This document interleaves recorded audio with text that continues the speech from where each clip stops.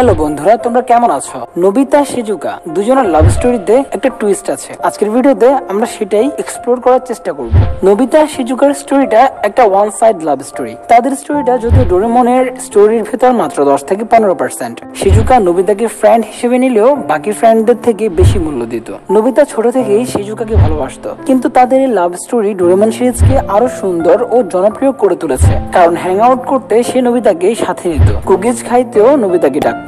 জিয়ান আর সোনিও দুষ্ট হলেও সে কোনোদিন চাইতো না নোবিতাও এমন হোক। নোবিতা তাদের মতো করলে তার মন খারাপ হতো। নোবিতা সাধারণত কমিক বই বা মাঙ্গা বেশি পড়ে, কিন্তু শিজুকা সেগুলো তেমন পড়ে না, কারণ তার জানার আগ্রহ বেশি, তাই সে সেই বিষয়ে বই পড়ে। শিজুকা নোবিতাকে কোনো ইন্টারেস্টিং স্টোরি, ফান ফ্যাক্টের বই দিলে সেটা কিন্তু নোবিতা ঠিকই পড়তো। নোবিতার অনেক বিহেভি শিজুকাকে ইমপ্রেস করে। নোবিতার বানানো খাবার যখন কারো পছন্দ হচ্ছিল না, তখন শিজুকা তার চেষ্টায় ইমপ্রেস হয় আর কৃতজ্ঞতা প্রকাশ করে। শিজুকা নোবিতার সাথে হোমওয়ার্ক করতে চায় না, কারণ নোবিতা পড়ালেখার প্রতি উদাসীন আর একসাথে হোমওয়ার্ক করলে নকলও করে, আবার পড়ার মাঝে আউট অফ দ্য টপিক কথা বলে ডিস্টার্ব করে। শিজুকা তাকে এই সাইডে হেল্প করতে চাইলেও নোবিতা অবহেলা করে, এজন্য পড়াশোনায় তাদের কোনোদিন মিলতো না। তাছাড়া তাদের বন্ডিং ভালোই। নোবিতা সব সময় ট্রাই করে তাকে ইমপ্রেস করার, তাই ডোরেমনের গ্যাজেট দিয়ে সে ইমপ্রেস করত। তবে এর মিস ইউজ করলেও তার মন ভেঙে যেত।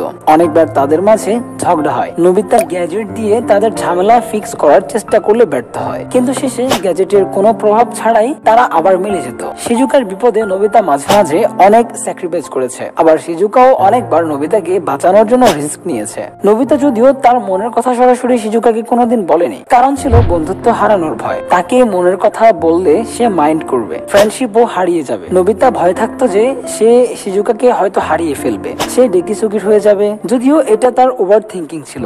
তবে গল্পের টুইস্ট হয় তখনই যখন শিজুকা নোবিতাকে সরাসরি বিয়ের প্রস্তাব দেয়, কারণ সে রিয়েলাইজ করতে পেরেছিল যে নোবিতাকে নিয়ে তার চিন্তা হয় আর তাকে নিয়ে নোবিতার চিন্তা হয়, তাই একসাথেই সবসময় থাকবে। তারপর শিজুকা তার ফ্যামিলিকে না ছাড়ার জন্য বিয়ে করতে আপত্তি জানালেও শিজুকার বাবা তাকে তাদের নিয়ে টেনশন করতে না বলে, এবং নোবিতা একটা ভালো ছেলে, সেলফলেস ছেলে, তাই সে শিজুকাকে ভালো রাখতে পারবে এই বলে সান্ত্বনা দেয় যে নোবিতাকে বেছে নিয়ে শিজুকা তার জীবনের সেরা সিদ্ধান্ত নিয়েছে। অবশেষে 24শে অক্টোবর তাদের বিয়ে সম্পন্ন হয়। তো বন্ধুরা, আমরা ছোট্ট একটা ভিডিওর মাধ্যমে নোবিতা এবং শিজুকার লাভ স্টোরিটাকে মোটামুটি তুলে ধরার চেষ্টা করেছি। তোমাদের কাছে কেমন লেগেছে অবশ্যই জানাবে, এবং কোন কোন পার্ট মিস হয়েছে তা কমেন্টে জানাতে পারো। So thanks for watching. ভালো লাগলে সাবস্ক্রাইব করতে পারো।